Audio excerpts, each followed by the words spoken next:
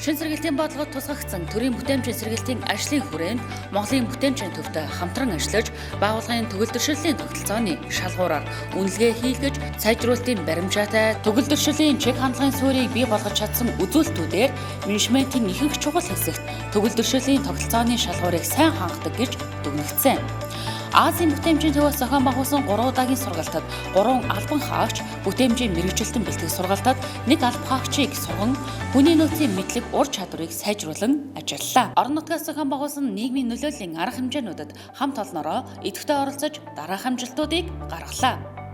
Үүнд Орхон аймгийн Засаг даргын хамгийн газрын нийгмийн бодлогын хэлтсээс санаачлан хэрэгжүүлсэн иргэн бүр зүрхээ хайрлын аянд төр болон хувийн хөгжлийн 66 байгууллага оролцсноос манай байгууллага амжилттай оролцож 1-р байр эзэллээ.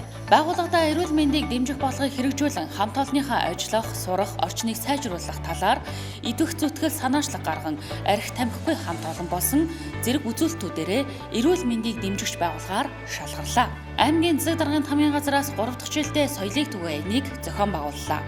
Эерэг хандлага эрдэнэтэй сураанаар өрнүүлсэн аянд 20 гаруй төрийн байгууллага нэгдэж эерэг дадал зөв хандлагыг түгээн оролцсноос соёлыг түгээгч байгууллага хамт олон гэдгээ батлан 2-р байрыг эзэллээ.